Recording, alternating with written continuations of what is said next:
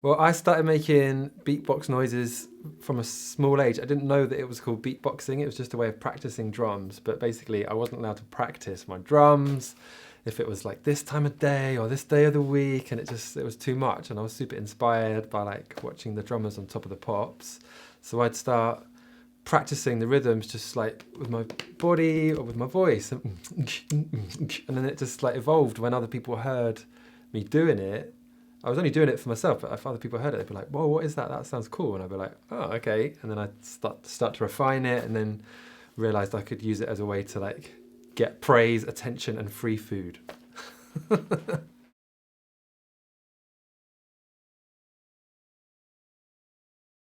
So beatboxing is the ancient art form. When I say ancient, it dates from the early 1980s of making music with your mouth, like mouth, mouth.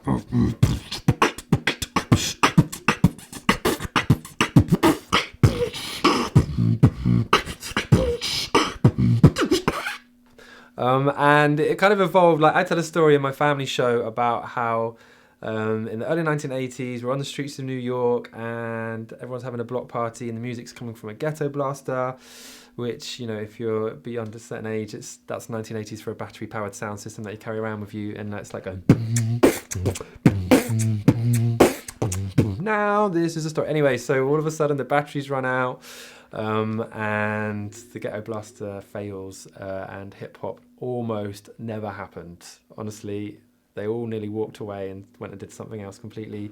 But luckily, one person stepped forward. Nobody knows who it was, but legend has it one person stepped forward and said, "I think I can do it all with my mouth." And he started doing some old school 80s beatboxing, which sounds like this.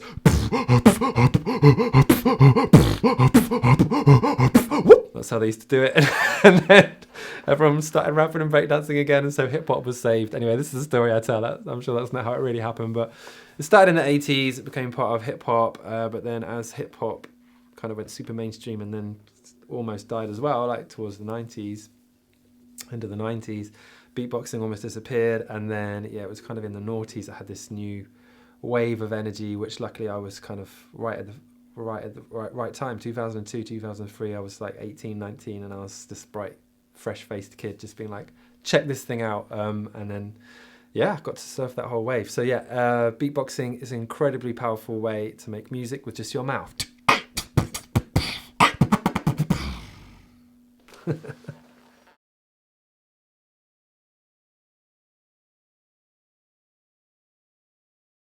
Anyone can learn to beatbox. I've taught like kiddies all the way up to grannies to like, you know, huge business executives, international stars, and I've taught them the basics in a real quick time. And then as long as I teach them to do it from their heart and with conviction, it always amazes the people listening. So there's a really easy way that I teach it. There's 3 letters you've got to learn: P, T, and K. P is the kick, T is the hi-hat, and K is the snare. So it's like this.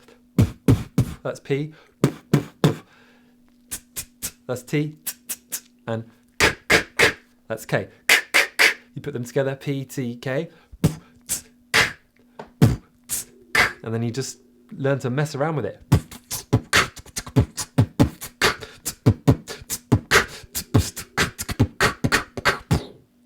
Yeah, I mean, with that you can take it really far. Or some of my favourite moments is when I've sort of trained someone up in secret, like at a conference or something, and I've got like the leader, the executive, and I've just given them, honestly, 3 or 4 minutes of my time, and then I've handed them the mic on stage, and then they've just done that. And when you do that through a huge sound system, it sounds amazing.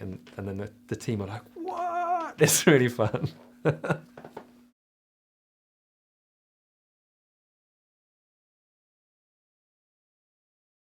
Yeah, so I got into live looping in a long time ago now, about 2004, 2005. And what happened was I did a collaboration with Bjork, the singer-songwriter Bjork, and that was the first time someone had seen the beatboxing as more than just a trick and a way to impress people, including myself.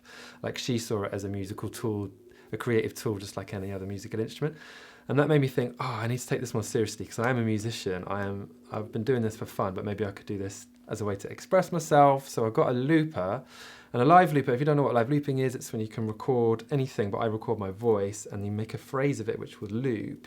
and then it means you can put another layer on top and another one on top, another one on top. So it means I could make a beat and then add a bass line, and then I could start singing, and then I could sing a harmony with myself and kind of create an orchestra of Shlomos, which might sound awful to you, but to me that's just the best thing ever. And so through that, like, that started getting a bit of attention, and enabled me to start touring on my own. And then I won the World Looping Championships, and I thought, oh my gosh, maybe I'm quite good at this. And after that, I started getting sent all these different loopers and different like technology, because people wanted me to use it and for my kit to be seen, for their kit to be seen. But none of it was quite right. Like, I was patching all of these different pieces of kit together until I had, like, honestly about 15 machines on the table, all like fighting with each other. And I decided I wanted to make my own thing. So I threw all that away and I started using a laptop, and I learned how to write my own software, which I hadn't done before, which is why my machine barely ever works, but it's called Beast. And it means that if I've got an idea, I can find out a way to make the technology do it. And I have so much fun with it, because I can like sample the crowd and turn them into music in real time. And yeah, it's really powerful and really playful. So I get a lot from that.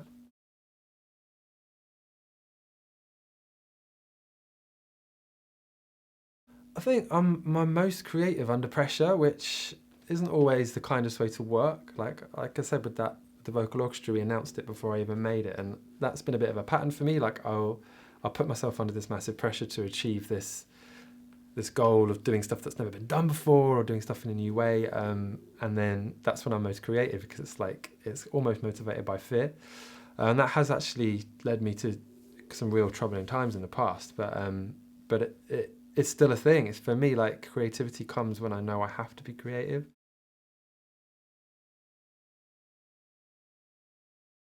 I think, yeah, festivals are a real big thing for me, for a lot of people. But yeah, the first time I ever went to a festival was at Glastonbury.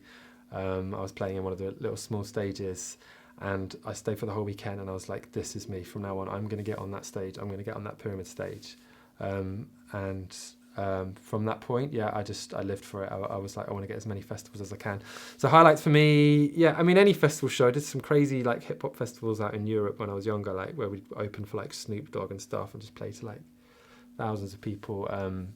But yeah, I think coming back to Glastonbury is always just, it's kind of a mecca for me and a lot of people. It's like quite spiritual in terms of the connection to music that me and so many people have.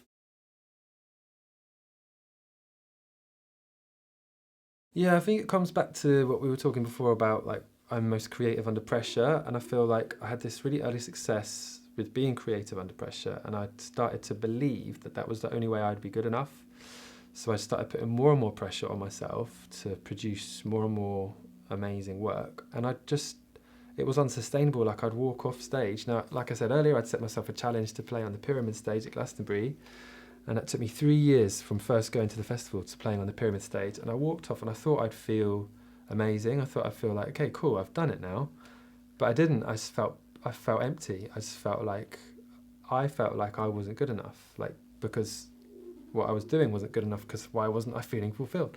So I just ended up piling on more and more pressure. And then that, I'd never told anyone that. I wouldn't tell a soul. They'd all see me as this like perfectly, not just happy, not just successful, but this like, yeah, this like, superhuman character. And that was what I portrayed to the world. And I was so frightened of being found out, or yeah, like I felt like I was this fraud character. Anyway, so I came off the road, yeah, to make an album. I'd been touring my whole life, really. That was how I put money on the table. That was how it was an addiction. I'm not going to lie. I was addicted to success.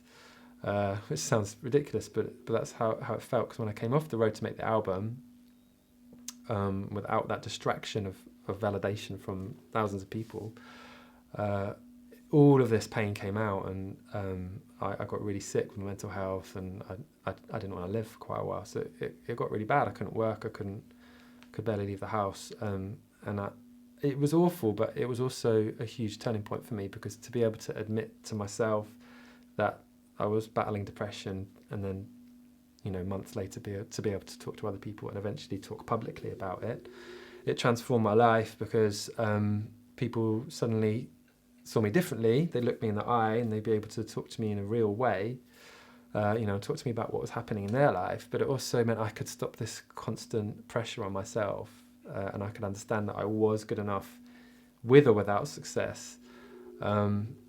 And, you know, that was a big deal. When I did head back out on the road, I started talking about mental health, and I created a live streaming series about mental health, and I'd have people like Jason Mraz and Bill Bailey, loads of really famous people came on to talk about mental health during that window when I was in recovery, and that really helped me. And then it ended up I made an album about mental health awareness, and I made a stage show about it, which I took to Edinburgh Fringe this year, and it got nominated for the Mental Health Award. And I was like, as soon as I came back out on the road, that success was still there, but it was different because I didn't feel like I had to hold on to it just to be okay. Like, now I feel like, yeah, it's lovely to be successful, but also I can just go home and do the washing up, be a dad, just be a normal human, and that was huge for me.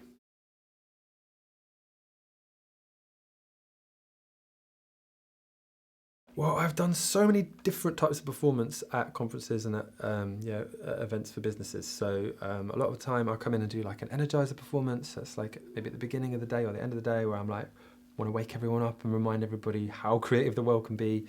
And then that might be a short thing, but often I do like much longer things, like a keynote where I talk about my whole journey with creativity and technology. And then more recently, I've been talking a lot more about mental health. So I've been asked to come in and talk about how creativity and mental health link together, and how if your team wants to be more creative and higher achievers, how making sure that they have a healthy mental outlook and a healthy community is absolutely key to them achieving that creativity and that kind of top level achievement. So yeah, I do all kinds of stuff, and then I also do loads of stuff where I like work with a team to help them express their own creativity. So like I help them create a song or a performance or a video or something like that. And I really love it because you're connecting with humans, you know what I mean? You're helping people tell a story, and that is so joyful for me. I love it every time.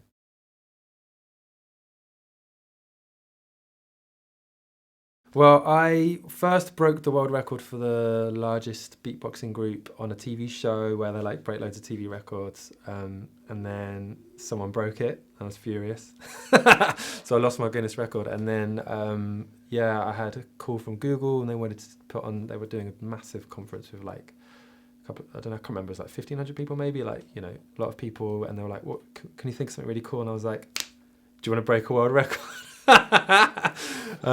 Because it's quite hard to break a world record officially. You've got to have Guinness have to send someone, and you have to have it all planned like months in advance. So I've been trying to do it off my own back, and I couldn't. I was like, if Google can't do this, then no one can do it. So yeah, I did it with Google, and yeah, I can't remember the exact number, but it was 1,000 and something people all beatboxing together, and we broke the record in Dublin. Although someone has now broken it again, so I'm going to need to get an even bigger tech giant to help me do it again. I don't know.